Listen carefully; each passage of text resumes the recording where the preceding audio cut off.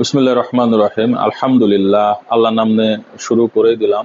স্নাতক পর্যায়ে লেখাপড়া করা যেসব ভাই বোনের চাকরি ছাড়া কোনো গতি নেই, সার্টিফিকেটই একমাত্র অবলম্বন সম্পদ। ব্যবসা বাণিজ্য করার বা উদ্যোক্তা হওয়ার মতো আর্থিক, সামাজিক, রাজনৈতিক সামর্থ্য নেই। শুধুমাত্র তাদের জন্য এই পরামর্শ, যাদের ব্যবসা বাণিজ্য করার সামর্থ্য আছে, উদ্যোক্তা হবার সুযোগ আছে, তারা উদ্যোক্তা হন, ব্যবসা বাণিজ্য করেন, কোনো অসুবিধে নেই। জীবন খুবই ছোট, যে কোনো একটি বৈধ পেশায় থাকলে জীবন কেটে যাবে। আর ব্যবসা বাণিজ্যে বরকত বেশি, এজন্য তো আল্লাহ তাআলা ব্যবসাকে হালাল করেছেন। চাকরিতে বরকত কম, চাকরি করলে সৃজনশীলতা নষ্ট হয় মানুষের। তারপরেও সবার তো আর ব্যবসা বাণিজ্য করার সামর্থ্য থাকে না, আর্থিক, সামাজিক, রাজনৈতিক সেই অবস্থা থাকে না। তাদের চিন্তা করেই আজকে আমি আমার এই পরামর্শ নিয়ে হাজির হয়েছি। তবে এই পরামর্শগুলো অবশ্যই ডিপার্টমেন্টের লেখাপড়া বাদ দিয়ে মেনে চলা যাবে না। ডিপার্টমেন্টের লেখাপড়া করার পাশাপাশি করতে হবে, ক্লাসে শতভাগ উপস্থিত থাকতে হবে এবং ডিপার্টমেন্টের পড়াটা প্রতিদিনকার পড়া প্রতিদিন করতে হবে। ডিপার্টমেন্টের রেজাল্টের মূল্য রয়েছে। যাদের ডিপার্টমেন্টের রেজাল্ট ভালো, তারা চাকরি বাকরির পরীক্ষায় এগিয়ে থাকে, লিখিত পরীক্ষায় এগিয়ে থাকে, ভাইভাতেও তাদের প্রতি সুনজর থাকে যাদের ভালো রেজাল্ট। এজন্য ডিপার্টমেন্টের পড়াকে অবহেলা করা যাবে না। ডিপার্টমেন্টের পড়ার পাশাপাশি আপনারা আমার এই পরামর্শগুলো অনুসরণ করুন, অভ্যাস করুন, পড়ার অভ্যাস করুন। পড়তে মন চাবে না, 2-5 মিনিটের বেশি পড়ার মনোযোগও থাকবে না, মোবাইল চাপতে মন চাবে, ইউটিউব, ফেসবুক, মেসেঞ্জার এ সময় দিতে মন চাবে। এগুলোকে কন্ট্রোল করে পড়াশোনা করুন, ইনশাল্লাহ আপনি সফল হবেন। পড়াশোনা শেষ করার অল্প কিছুদিনের মধ্যেই আপনি ইনশাল্লাহ একটা ভালো চাকরি পাবেন। বেকার দিনের সেই বিভীষিকাময় দিনগুলো বেশি দিন আপনার পার করতে হবে না যদি সচেতন হন। কি করবেন? আমি 1 নম্বর লিখেছি আমার দেখা রাজনীতির 50 বছর। লেখক আবুল মনসুর আহমদ। প্রথমা প্রকাশনী থেকে বইটি প্রকাশিত হয়েছে, বা বিভিন্ন বইয়ের দোকানও পাবেন।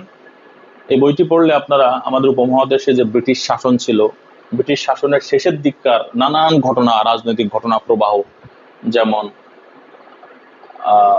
ভারত শাসন আইন 1935 সাল, তারপরে দেশভাগ 1947 সালের দেশভাগ, তারপর 52 সালের ভাষা আন্দোলন, 54 সালের যুক্তফ্রন্ট নির্বাচন, 56-র সংবিধান, 62-র শিক্ষা আন্দোলন, 66-র 6 দফা কর্মসূচি, 69-এর গণ অভ্যুত্থান, 1971 সালের মুক্তিযুদ্ধ। নানান রাজনৈতিক ঘটনা জানার পাশাপাশি বাংলার নতুন নতুন অনেক শব্দ, বাংলা ভাষার অনেক নতুন নতুন শব্দ এবং বাগধারা জানতে পারবেন, যা আপনারা আগে কখনোই দেখেননি। বইটা দাগিয়ে দাগিয়ে নিরিবিলি সময় নিয়ে পড়তে হবে। মোটা বই দেখেই ঘাবড়ে যাওয়া যাবে না। বইয়ের পৃষ্ঠা কতটা এটা দেখা যাবে না, পৃষ্ঠা গুনতে গেলে পড়া হবে না। পড়তে হবে এমনভাবে যেন আমি কতটুকু আত্মস্থ করলাম এই বইটা থেকে, কতটুকু শিখতে পারলাম, এইটাই থাকবে মাথায়। কতটা পৃষ্ঠা শেষ করলাম এটা দেখা যাবে না। বই উল্টাতে থাকলে আর পড়া হবে না, তখন বোঝা মনে হবে। বই যত মোটাই হোক না কেন, শুরু করাটাই হচ্ছে আসল কথা। তো এটার পাশাপাশি আরেকটা বই লিখেছি, বাংলাদেশ জনপদের ইতিহাস ও সংস্কৃতি। বইটির লেখক ভেলাম ভান সেন্দেল। এটি একটি অনুদিত গ্রন্থ, বাংলায় অনুদিত গ্রন্থ, ইউপিএল থেকে প্রকাশিত, ইউনিভার্সিটি প্রেস লিমিটেড থেকে। এই বইটি পড়লে আমাদের এই উপমহাদেশে, বিশেষ করে আমাদের এই যে বদ্বীপ আমরা যেটাতে বসবাস করছি, এটা তো বিশ্বের একটি বৃহত্তম বদ্বীপ।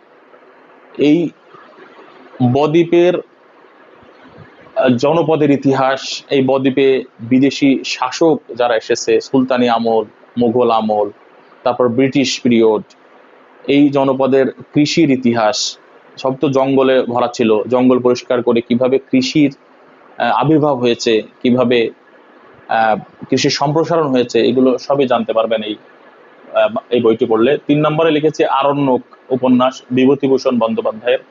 এই বইটি, এই 2 এবং 3 নম্বর বই পাশাপাশি লেখার উদ্দেশ্য হলো, এই আরণ্যক বইটি পড়লে আপনারা এই উপমহাদেশের কৃষির যে উদ্ভব হয়েছে, বন জঙ্গল কেটে পরিষ্কার করে কৃষির উদ্ভব এবং কৃষির সম্প্রসারণ হয়েছে, এর পিছনে কোন জনপদের মানুষের অবদান এগুলো আপনি জানতে পারবেন লেখকের ব্যক্তিগত অভিজ্ঞতা থেকে। পরে 4 নম্বরে লিখেছে বিশ্ব রাজনীতির 100 বছর, তারেক শামসুর রহমান। উনি মারা গেছেন, আল্লাহ ওনাকে জান্নাতুল ফেরদৌস নসিব করুন। জাহাঙ্গীরনগর বিশ্ববিদ্যালয়ের শিক্ষক ছিলেন। এই বইটি পড়লে পুরো 100 বছরের বিশ্বের যাবতীয় ইতিহাস, প্রথম বিশ্বযুদ্ধ, তার কারণ, জাতিপুঞ্জ গঠন, তার ব্যর্থতা, তারপরে দ্বিতীয় বিশ্বযুদ্ধ, জাতিসংঘের গঠন, তারপরে সর্বজনীন মানবাধিকারের ঘোষণা, এই জাতীয় যাবতীয় বিষয়গুলো, ব্রিটন উডস সংস্থাগুলো প্রতিষ্ঠা, নানান ইতিহাস আপনি জানতে পারবেন এই বইগুলো পড়লে, যেগুলো আপনার জ্ঞানকে অনেক সমৃদ্ধ করবে, আপনার বিভিন্ন জায়গায় কাজে লাগবে, স্থায়ী জ্ঞানের ভান্ডার তৈরি হবে এই বইগুলো পড়লে। আপনার যদি পড়েন, কথাবার্তা বলতে গেলে কাজে লাগবে। এখন যেমন যদি জ্ঞান না থাকে, কথা আসলে বলা যায় না মানুষের সাথে, জ্ঞান থাকলে আপনি কথা বলতে পারবেন। তারপরে আছে লাল নীল দীপাবলি ও কত নদী সরোবর, দুইটি বই লিখেছেন হুমায়ুন আজাদ। উনিও মারা গেছেন, আল্লাহ ওনাকেও ক্ষমা করুন। আমার ঢাকা বিশ্ববিদ্যালয়ের শিক্ষক ছিলেন উনি। এই বই পড়লে বাংলা সাহিত্যের এমন অনেক কিছু জানতে পারবেন যা আপনি আগে কখনোই জানেননি। গল্পের আকারে লেখা বই দুটো। বাংলা সাহিত্যের প্রথম কারা কারা সূচনা করেছে, কোন সাহিত্য কারা সূচনা করেছে, এই যাবতীয় বিষয়গুলো আপনি গল্পের ছলে পড়বেন, এগুলো তাহলে মাথায় থাকবে, সেভাবে লেখা। আরেকটি বই আছে 7 নম্বরে, নাগরিকদের জানা ভালো, বিচারপতি হাবিবুর রহমান। উনি লিখেছেন, উনি মারা গেছেন, উনি বাংলাদেশের প্রধান বিচারপতি ছিলেন এক সময়, আল্লাহ ওনাকেও ক্ষমা করুন। এই বইটি পড়লে রাজনীতি, অর্থনীতির বিভিন্ন টার্ম যা আপনি আগে জানতেন না, সংসদ, সংবিধান, মানবাধিকার, এই ইত্যাদি ইত্যাদি, যা গণভোট, যাবতীয় বিষয়গুলো আপনি এই বইটি পড়লে জানতে পারবেন।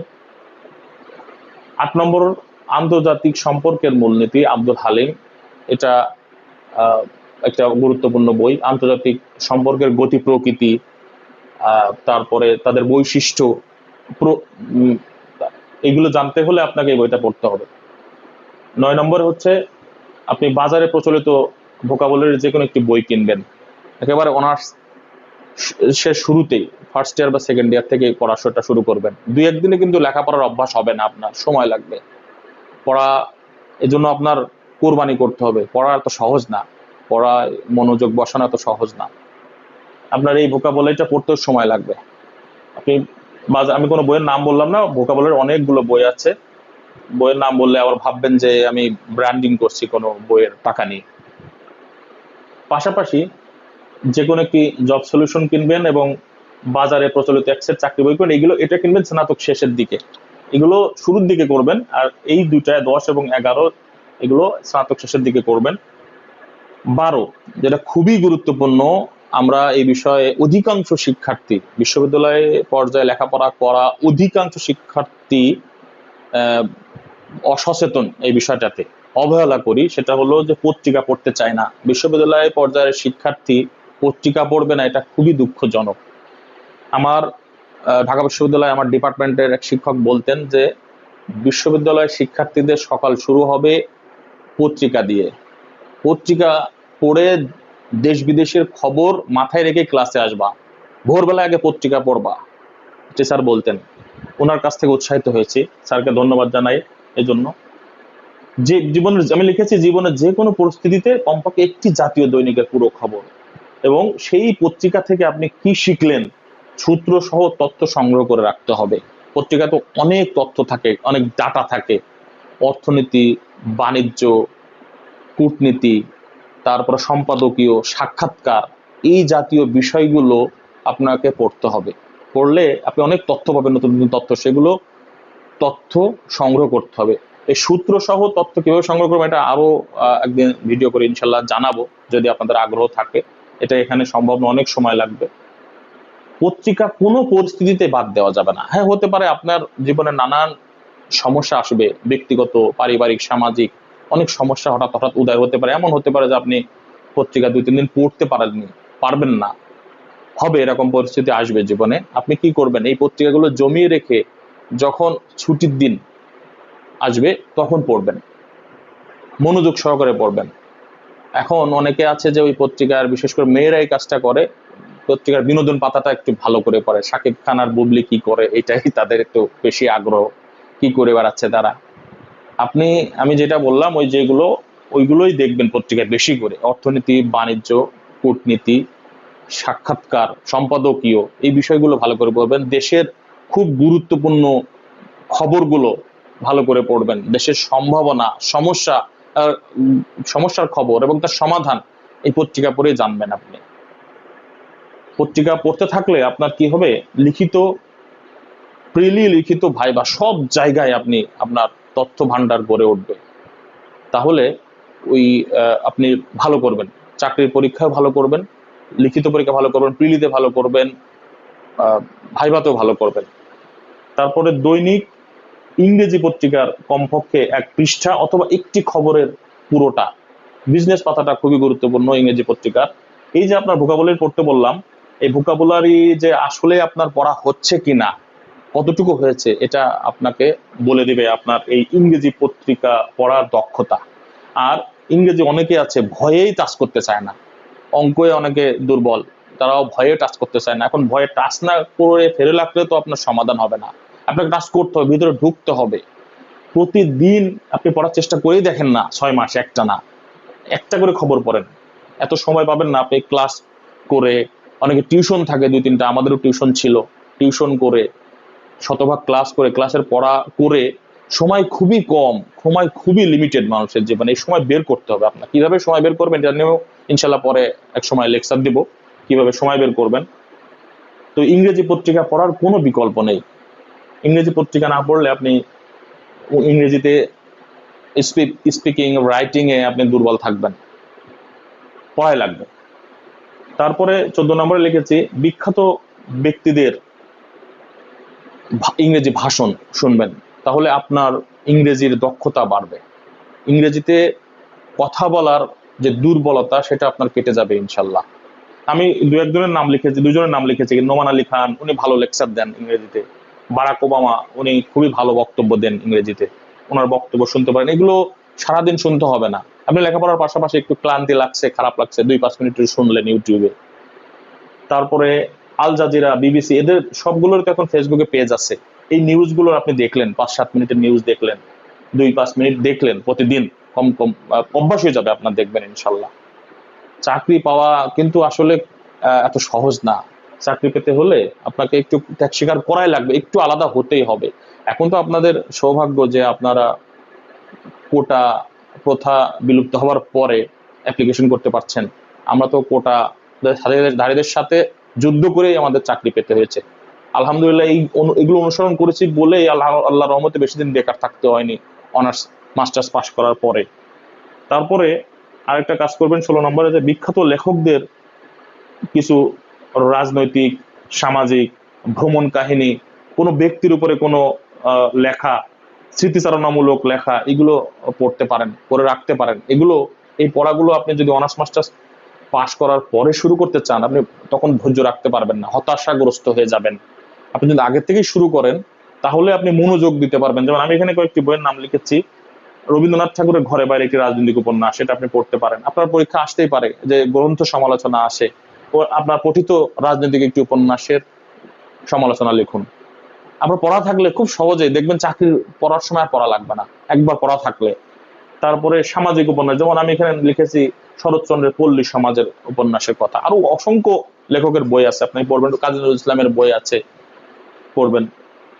ভ্রমণ কাহিনী, যেমন আমি 2টা বইয়ের নাম লিখেছি, কিন্তু জসীমউদ্দিনের হলদে পরিদ্দেশে, এটা জসীমউদ্দিনের সে পাকিস্তান পিরিয়ডে ওনার যুগোস্লাভিয়াতে ভ্রমণ করার কাহিনী, অভিজ্ঞতা উনি বর্ণনা করেছেন এই বইটিতে। তারপরে সৈয়দ মুস্তফা আলীর দেশে বিদেশে, উনি আফগানিস্তানে ভ্রমণ করার কাহিনী লিখেছেন এই বইয়ে। অর্থনীতির উপর বই পড়তে পারেন, আকবর আলী খানের অনেকগুলো বই আছে। আবার অর্থনীতি, রাজনীতি, কূটনীতি, এগুলো বাদ দিয়ে আপনি চাকরি বাকরির আশা করতে পারবেন না, এগুলো পড়াই লাগবে। তারপরে কোনো বিখ্যাত ব্যক্তির উপরে লেখা 2-একটা বই পড়ে রাখতে পারেন এই ছাত্র জীবনেই। যেমন আমি এখানে একটি বইয়ের নাম লিখেছি সুলতান, হাসনাত আব্দুল হাই সুলতান, আমাদের বিখ্যাত চিত্রশিল্পী এস এম সুলতানের উপরে বইটি লেখা, আপনি পড়তে পারেন। স্মৃতিচারণামূলক বই, আমি একটা বইয়ের নাম লিখেছি এখানে, বইটির নাম জীবনের বালুকা বেলায়, ফারুক চৌধুরী, উনি সাবেক পররাষ্ট্র সচিব এবং রাষ্ট্রদূত ছিলেন। সেই পাকিস্তান আমল থেকে উনি কয়েকটা পর্ব দেখেছেন এই দেশের। এই পাকিস্তান পর্ব থেকে শুরু করে উনি কয়েকজন বড় বড় রাজনীতিবিদদের সাথে উনি চাকরি করেছেন। তো এই উনি ওনার পররাষ্ট্র মন্ত্রণালয়ে চাকরির জীবনের নানান অভিজ্ঞতা, কূটনৈতিক জীবনের নানান অভিজ্ঞতা এখানে এই বইয়ে উনি তুলে ধরেছেন। যারা পররাষ্ট্র ক্যাডারে চাকরি পেতে চান তারা এই বইটা পড়তে পারেন অভিজ্ঞতার জন্য। এবং পাশাপাশি last but not the least, এগুলো করার পাশাপাশি কি করবেন? আল্লাহকে ডাকবেন, রিজিকের মালিক আল্লাহ, আর মানুষের দোয়া চাইবেন। আপনার আশেপাশে অনেকেই আপনাকে প্রতিনিয়ত জিজ্ঞাসা, কি ব্যাপার বাবা, চাকরি হচ্ছে না, কি ব্যাপার মা, চাকরি কবে হবে? তাদের সাথে খারাপ ব্যবহার করবেন না, দোয়া চাবেন। হ্যাঁ বাবা দোয়া করেন, মামা দোয়া করেন, চাচা দোয়া করেন, হবে ইনশাল্লাহ, চেষ্টা করছি। মা বাবার দোয়া নেবেন বেশি বেশি করে, তাহলে ইনশাল্লাহ সফল হবেন। সবার দোয়া নেবেন, কারোর সাথে খারাপ ব্যবহার করবেন না, কটাক্ষ করবেন না, বা অহংকারী কথাবার্তা বলবেন না।